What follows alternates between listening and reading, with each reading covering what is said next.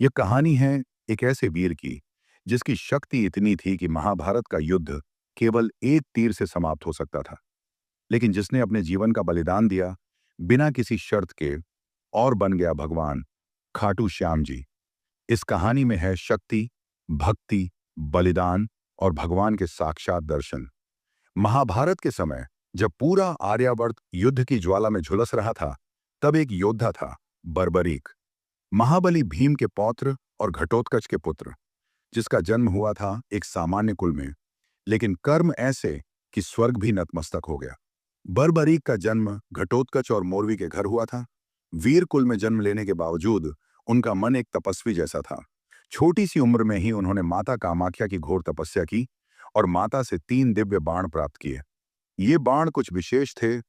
पहला बाण शत्रुओं की पहचान कर सकता था, दूसरा बाण उन सबका संहार कर सकता था और तीसरा बाण दोनों को वापस बुला सकता था। सिर्फ 3 बाण और एक धनुष, बस इन्हीं से बर्बरीक ने संकल्प लिया था कि वह युद्ध को जीत सकते हैं। बर्बरीक का संकल्प था, मैं सदैव हारते हुए पक्ष का साथ दूंगा। उनका यह वचन ही उनकी शक्ति था और उनका अभिशाप भी। जब महाभारत का युद्ध तय हुआ तो बर्बरीक भी उस युद्ध में सम्मिलित होने चले। उन्होंने अपना धनुष उठाया, 3 अमोघ बाण लिए और निकल पड़े कुरुक्षेत्र की ओर। रास्ते में भगवान श्री कृष्ण उनका इंतजार कर रहे थे, लेकिन एक ब्राह्मण के वेश में। श्री कृष्ण ने बर्बरीक से पूछा, ये 3 बाण क्या कर सकते हैं?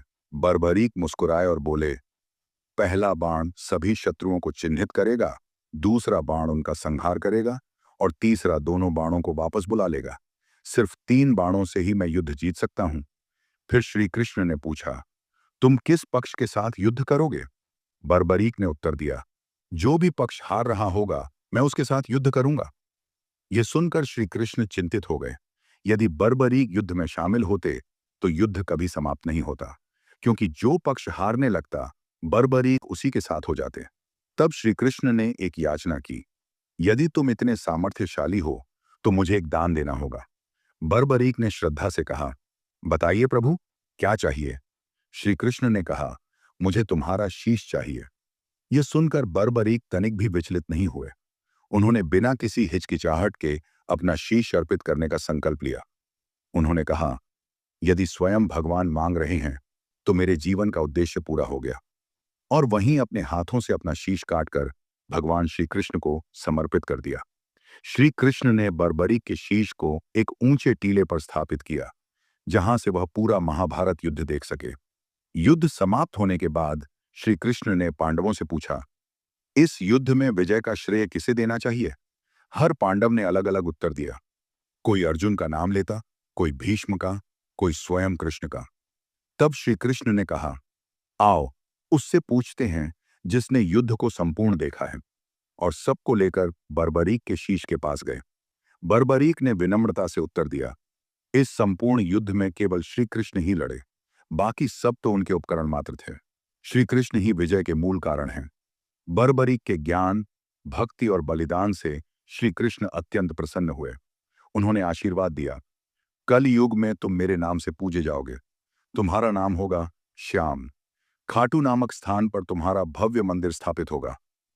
और तभी से बर्बरीक बन गए खाटू श्याम जी। आज राजस्थान के सीकर जिले के खाटू गांव में खाटू श्याम जी का भव्य मंदिर स्थित है, जहां हर वर्ष लाखों भक्त दर्शन के लिए आते हैं।